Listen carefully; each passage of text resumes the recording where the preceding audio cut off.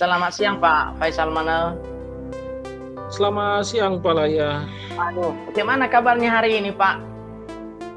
Wah, sungguh luar biasa, masih sehat walafiat.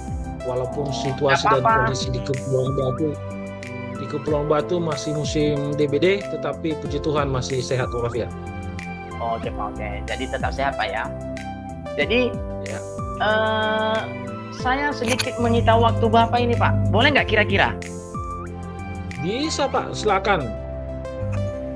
Nah, ngomong-ngomong ini Pak Faisal, bagaimana situasi atau apa yang menjadi topik pembahasan kita hari ini Pak? Kira-kira berkaitan dengan perkembangan sekolah Bapak atau seperti apa Pak? Boleh Bapak ceritakan sama kita? Baik Pak, kalau khususnya saya, karena saya seorang guru di tingkat SD, tentu ada suatu kendala atau hambatan di dalam proses belajar mengajar. Mengapa? Karena mungkin di sana tergantung pada sumber daya kemampuan oleh peserta didik, di mana ada salah seorang siswa yang tidak tahu membaca. Kelemahan di sana tidak tahu membaca, tetapi tahu menulis. Tentu di situ ada suatu probleman yang saya kemukakan di dalam kelas, khususnya di kelas 4. Gitu kira-kira Pak. Oh gitu ya Pak, berarti terdapat di kelas Bapak siswa yang masih belum membaca ya Pak ya, tapi bisa menulis ya kira-kira Pak ya? Oh gitu. Iya betul sekali Pak ya. Jadi kira-kira ini Pak, apa yang membuat anak-anak ini Pak tidak bisa dia membaca kira-kira? Seperti apa Pak menurut Bapak ini? Sehingga dia nggak bisa itu membaca. Bisa nanti Bapak ceritakan sama kita. Oke Pak, mungkin tergantung pada situasi dan perkembangan IQ anak. Itu dari kelas 1 sampai kelas 3 mungkin guru-gurunya membiarkan saja, sehingga tidak ada pendekatan-pendekatan yang bagaimana solusi yang dihadapi anak. Sehingga saya yakin dan percaya ini yang dialami siswa ini adalah salah satu IQ dari otak. Mungkin daya kemampuannya masih minim sekali. Begitulah kira-kira Pak Laya. Oh begitu ya Pak ya. Berarti anak ini tingkat kemampuannya berarti kurang ya? Oh betul. Memang biasa ini Pak. Berarti menghambat jadinya ya, kurang membaca dia jadinya. Oh ya, betul, iya ya. Jelas sekali. Memang inilah anak-anak zaman sekarang Pak ya. Sedikit menantang kita bagaimana bisa menyelesaikan masalah anak-anak itu gitu ya. Nah, betul. Kira-kira seperti apa yang akan Bapak lakukan nanti ya, setelah Bapak lihat situasi yang seperti ini? Boleh nggak Pak ceritakan sama kita? Ini karena saya sebagai wali kelas dan tentu mengetahui keberadaan anak ini. Tentu saya dalam mengetahui keberadaan anak ini ada pendekatan. Ya, saya lakukan strategi pendekatan. Apa sih yang menjadi hambatan si anak? Kebetulan anak ini sebenarnya ada daya kemampuannya atau animonya untuk belajar, tahu membaca itu.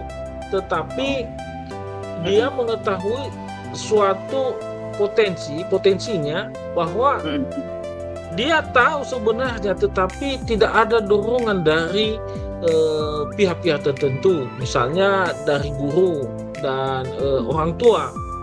Kita maklum karena orang tuanya mungkin sumber daya manusianya mungkin tidak tamat sekolah, kan gitu. Tentu saya sendiri melakukan suatu pendekatan inquiry kepada si anak supaya dapat nanti apa yang dia miliki itu dapat berkembang sendiri. Nah, contohnya kemarin ada sebuah gambar, gambar binatang, karena saya ambil mata pelajaran sains. Saya sampaikan samanya, apa gambar ini? Katanya itu ayam. Tulis kata ayam itu, dia tulis. Bisa mengucapkan tetapi tidak bisa merangkaikan kalimat. Contoh dalam tulisannya itu atau kalimatnya agak panjang, sehingga itu salah satu hambatan yang dialami si anak gitu. Dengan kita mengadakan pendekatan, maka si anak bisa melakukan satu persatu untuk bisa lebih maju kompetensinya gitu. Jadi gini kan Pak, enak sekali nih berbicara dengan Bapak berkaitan dengan penanganan melakukan pendekatan sama anak ini Pak. Nah, kira-kira seperti apa pendekatan yang sudah Bapak lakukan dalam membantu anak ini Pak, kira-kira? Nah, seperti apa Pak? Salah satu pun, metode yang saya lakukan tentu harus tidak bersifat vakum. Walaupun nanti kita bedakan dengan yang sudah mampu, artinya kita beri waktu sesuatu sama si anak ini, khusus dia. Mungkin apakah 10 menit, 15 menit.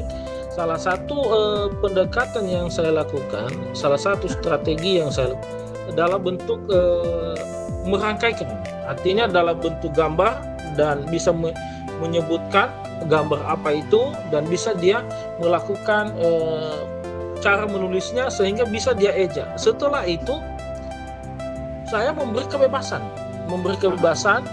misalnya sesuai dengan topik pembahasan, baik di lingkungan sekolah apa saja yang bisa dia ketahui, sehingga bisa dia nanti menyebutkan dan bisa sendiri dia menyusun kalimat-kalimat tertentu, sehingga animo belajarnya dapat tumbuh begitu kira-kira Pak. Memang luar biasa sekali Pak ya. Sangat menarik sekali saya dengan yang Bapak lakukan itu, dengan cara pendekatan yang Bapak lakukan ya, supaya bisa menunjukkan. Terima kasih. Nah, kira-kira ini Pak, dalam mendukung sebuah pendekatan yang Bapak lakukan ini, kira-kira seperti apa yang Bapak lakukan nanti Pak? Siapa saja kira-kira yang Bapak libatkan dalam kegiatan tersebut, supaya nanti anak ini lebih percaya diri nanti kira-kira. Pak bisa berikan pendapatnya. Betul sekali Pak. Tentu di sini karena kita guru, tidak lepas daripada kepala sekolah, guru-guru lain, dan khususnya juga orang tua. Nanti kita jalin komunikasi sama orang tua. Mengapa saya katakan demikian, terlibat rekan-rekan guru? Karena kita dalam kelas itu kan ada juga mata pelajaran yang tidak bisa kita rangkap sendiri. Mungkin ada, misalnya ada mata pelajaran tertentu yang memisahkan kita, misalnya mata pelajaran khusus agama, kan begitu, atau PJOK dan lain-lain.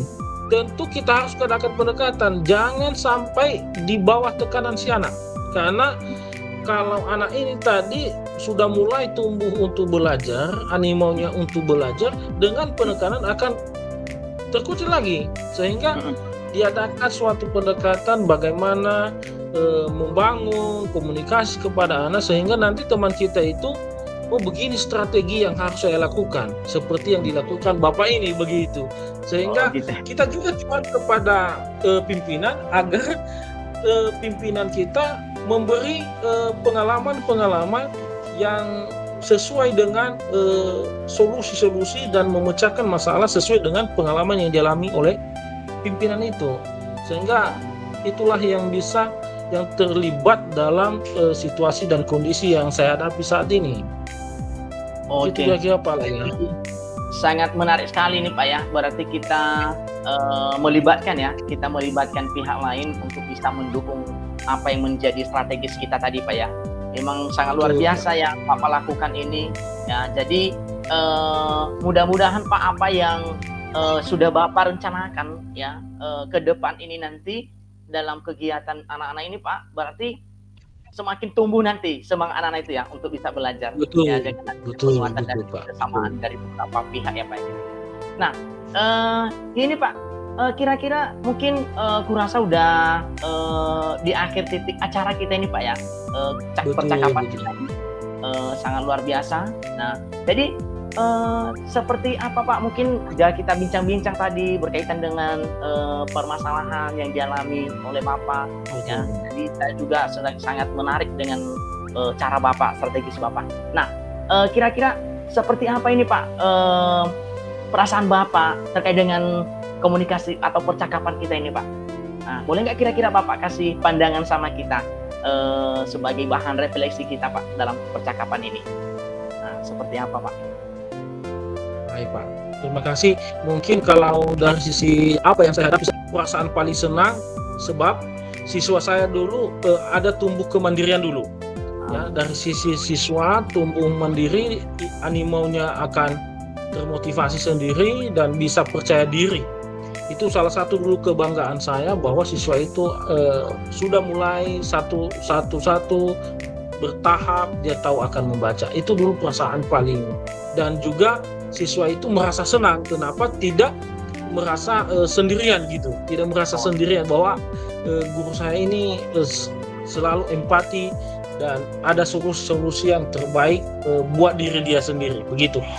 Tetapi pada saat ini juga Pak, saat kita berkomunikasi bahwa sungguh luar biasa Pak, perasaan saya dalam keadaan lega, dan tentu apa yang saya hadapi saat ini ibaratnya tidak sendiri.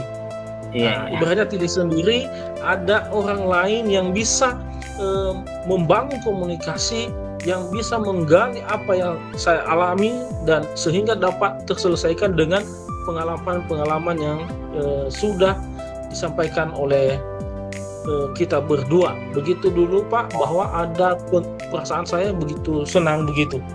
Nah, begitulah Pak. Jadi sangat luar biasa Pak ya. Jadi mudah-mudahan apa yang sudah Bapak lakukan ini ya bisa nanti terwujud Pak. Jadi ketika nanti ada hal-hal yang perlu kita bincangkan lagi Pak terkait dengan apa yang sudah Bapak alami ini dan bisa nanti terwujud ya, harapan kita nanti bisa saling komunikasi nanti untuk kedepannya. Jadi terima kasih saja dulu Pak Faisal, sudah Pak saya menyita waktunya ya. Sedikit ya, sangat luar biasa, sangat juga termotivasi saya dalam percakapan ini ya, bisa saya mengenal seperti apa yang Bapak alami juga dalam pembelajaran. Jadi itu saja Pak, demikian atas waktunya. Terima kasih, selamat siang Pak. Selamat siang Pak, sama-sama. Terima kasih.